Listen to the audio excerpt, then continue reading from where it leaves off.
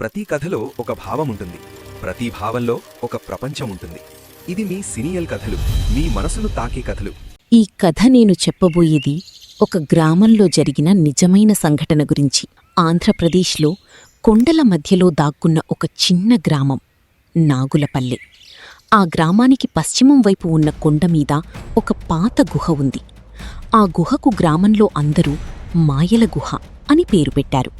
ఎందుకంటే ఆ గుహలోకి వెళ్లిన వాళ్లు తిరిగి వచ్చిన సందర్భాలు చాలా తక్కువ. వచ్చినవాళ్లు కూడా మాట్లాడరు. మాట్లాడినా అర్థంకాని మాటలు మాట్లాడతారు. గ్రామంలో పెద్దలు చెప్పేవారు, ఆ గుహకు దెయ్యాలు కాపలా ఉంటాయి. లోపలికి వెళ్లిన వాళ్ల ఆత్మలు అక్కడే ఉండిపోతాయి. పిల్లలు ఆ కొండవైపు చూడడమే మానేశారు. పెద్దలు సాయంత్రం తర్వాత ఆ దారిలో నడవడం మానేశారు. కాని ఒకరోజు ఒక 16 ఏళ్ల అబ్బాయి అర్జున్ ఆ గుహ రహస్యాన్ని బయటపెట్టాలని నిర్ణయించుకున్నాడు. అర్జున్ ఆ గ్రామంలో మాస్టారు కొడుకు. చదువులో తెలివైనవాడు, కాని మూఢనమ్మకాలు నమ్మనివాడు. పట్నంలో చదివి వచ్చాడు. కొత్త ఆలోచనలతో వచ్చాడు. అతని చేతిలో ఒక పాత డైరీ ఉండేది. అతని తాత రాసిన డైరీ. ఆ డైరీలో ఒక పేజీలో ఇలా రాసి ఉంది: మాయల గుహలో నిజమైన మాయలేదు. అక్కడ ఒక రహస్యం ఉంది. ఆ రహస్యం తెలిస్తే గ్రామం మొత్తం మారిపోతుంది. కాని నాకు సమయం లేదు. నా తర్వాత వచ్చేవాడు ఆ రహస్యాన్ని కనుగొనాలి. అర్జున్ ఆ మాటలు చదివినప్పటి నుండి నిద్రపట్టలేదు. అతని మనసులో ఒకే ఒక్క ప్రశ్న తిరుగుతోంది: ఆ రహస్యమేమిటి? అదే సమయంలో గ్రామంలో మరో సంఘటన జరిగింది. కావేరి అనే ఒక 50 ఏళ్ల ముసలమ్మ రాత్రిపూట ఒంటరిగా కొండవైపు నడిచింది. తెల్లవారు వరకు తిరిగి రాలేదు. మర్నాడు పొద్దున్న ఆమె గుహ దగ్గర మూర్ఛపోయి కనిపించింది. ఆమె లేచాక ఒక్క మాట మాట్లాడలేదు. కళ్లలో ఏదో భయం, ఏదో చూసినట్లు. గ్రామం మొత్తం గుసగుసలు మొదలయ్యాయి. గుహలో దయ్యముంది, కావేరికి పిచ్చి పట్టింది, గ్రామానికి శాపం వచ్చింది అని. అర్జున్ ఇవన్నీ చూస్తున్నాడు. అతనికి అర్థమైంది, ఇప్పుడే కాకపోతే ఎప్పటికీ కాదు. ఆ గుహకు వెళ్లి నిజం కనుక్కోవాలి. రాత్రి 11 గంటలకు గ్రామం నిద్రపోయాక అర్జున్ ఇంటి నుండి బయటకు వచ్చాడు. చేతిలో ఒక టార్చ్, భుజాన ఒక సంచి. అందులో తాత డైరీ, కొంచెం నీళ్లు, ఒక చిన్న కత్తి. అవే అతని ఆయుధాలు. కొండ ఎక్కడం మొదలుపెట్టాడు. చీకటిలో ముళ్ల పొదలు, రాళ్ళు, చెట్ల వేళ్లు. అడుగడుగు జాగ్రత్తగా వేస్తున్నాడు. అర్ధరాత్రి నిశ్శబ్దంలో గాలి విసురుతోంది. ఏదో పక్షి అరుపు వినిపించింది. అర్జున్ ఒక్క క్షణం ఆగాడు. గుండె వేగంగా కొట్టుకుంటోంది. కాని వెనక్కి తిరగలేదు.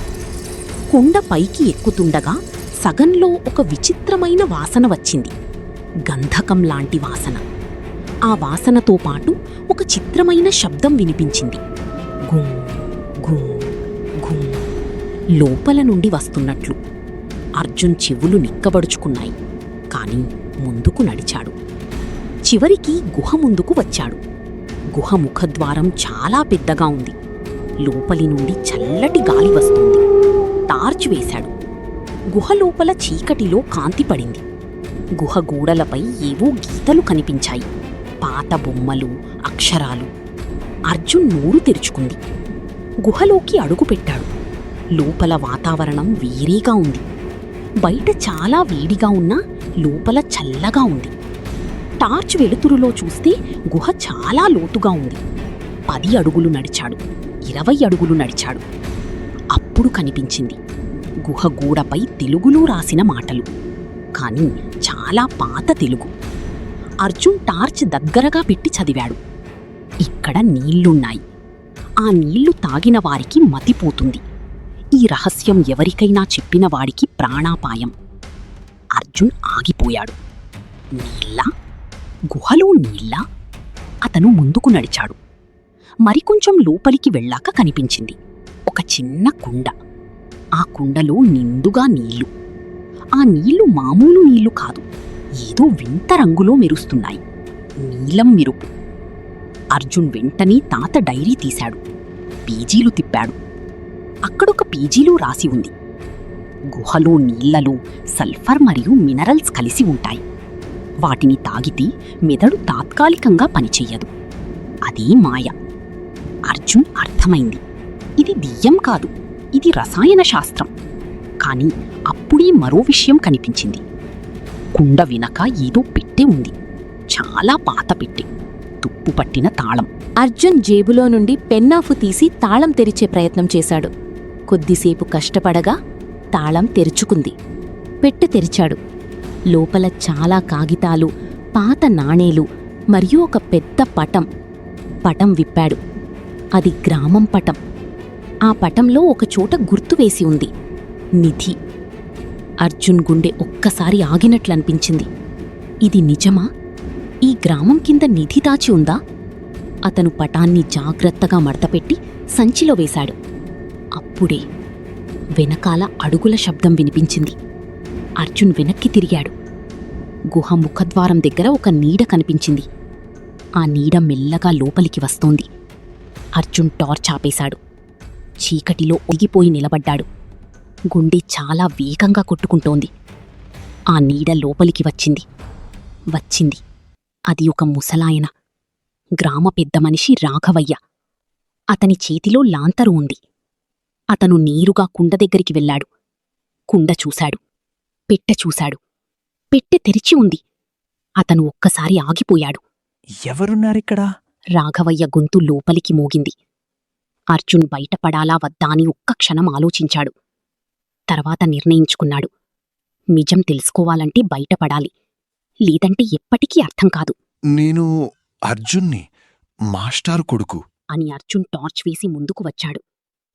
రాఘవయ్య ముఖంలో కొద్దిసేపు కోపం, ఆ తర్వాత అలసట కనిపించింది. అతను కూర్చున్నాడు. నిట్టూర్పు విడిచాడు. కూర్చో నాయనా, నీకు నిజం చెప్పాల్సిన సమయం వచ్చింది. 20 ఏళ్ల క్రితం ఈ గ్రామంలో ఒక నిధి కోసం వేరే రాష్ట్రం నుండి దొంగలు వచ్చారు.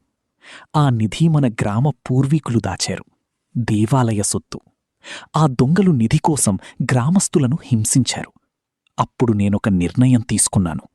ఆ నిధిని గుహలో దాచి గుహకు భయంకరమైన పేరు పెట్టాను, మాయల గుహ అని. ఆ నీళ్లలో గంధకం కలిపాను. ఎవరైనా వస్తే తాగుతారు, మతిపోతుంది. తిరిగి వచ్చి పిచ్చి పిచ్చి మాట్లాడతారు. అందరూ భయపడతారు. నిధి సురక్షితంగా ఉంటుంది. అర్జున్ నోరు తెరుచుకుంది. అంటే కావేరమ్మ నీళ్లు తాగిందన్నమాట. అందుకే మాట్లాడలేకపోయింది. కావేరమ్మకి ఏమైంది? ఆమె ఏమీ తప్పు చెయ్యలేదు. ఆమె ఇక్కడికి వచ్చి నీళ్లు తాగింది. 2 రోజుల్లో తగ్గిపోతుంది. ఏ హానీ లేదు. ఈ పటంలో నిధి గురించి రాసి ఉంది. ఇది ఏమిటి? ఆ నిధి గ్రామానిదే. నేను చనిపోయే ముందు సరైన వ్యక్తికి ఇవ్వాలని ఉంది. ఆ నిధితో గ్రామంలో పాఠశాల కట్టాలని నా కల. తెల్లవారింది. అర్జున్ తన తండ్రికి అన్నీ చెప్పాడు. మాస్టారు రాఘవయ్యను కలిశారు. గ్రామ పెద్దలను పిలిచారు. నిధి గురించి, పాఠశాల గురించి మాట్లాడారు. 6 నెలల తర్వాత నాగులపల్లెలో కొత్త పాఠశాల నిర్మాణం మొదలైంది. గ్రామస్తులందరూ కలిసి కట్టారు. ఆ పాఠశాలకు పేరు పెట్టారు, రాఘవయ్య విద్యాలయం. మాయల గుహ గురించి నిజం చెప్పారు. కావేరమ్మ కోలుకుంది. ఆ కుండలోని నీళ్లు తీసేశారు. ఇప్పుడు ఆ గుహ పిల్లలకు చరిత్ర పాఠాల ప్రదేశమయ్యింది. అర్జున్ అర్థమైన నిజమేమిటంటే, భయం చాలాసార్లు మనుషులే సృష్టిస్తారు, ఒక మంచి కారణం కోసం. కానీ నిజం తెలుసుకుంటే భయం మాయమవుతుంది. మాయల గుహలో నిజంగా మాయ ఏమీ లేదు. మాయ అనేది మన మనసులో మనమే సృష్టించుకుంటాం. నిజం తెలుసుకోవాలని ధైర్యం చేసిన వాడికి మాత్రమే నిజం తెలుస్తుంది. మీకు ఈ కథ నచ్చిందా? లైక్ చేసి మీ అభిప్రాయం చెప్పండి. సబ్స్క్రైబ్ చేసి మా కథల కుటుంబంలో చేరండి. ఈ కథను మీ ఫ్రెండ్స్తో షేర్ చేసి వారికి కూడా ఈ అనుభూతిని అందించండి. మీ ఒక్క క్లిక్ మాకు మరిన్ని మంచి కథలు తీసుకురావడానికి ప్రేరణ అవుతుంది.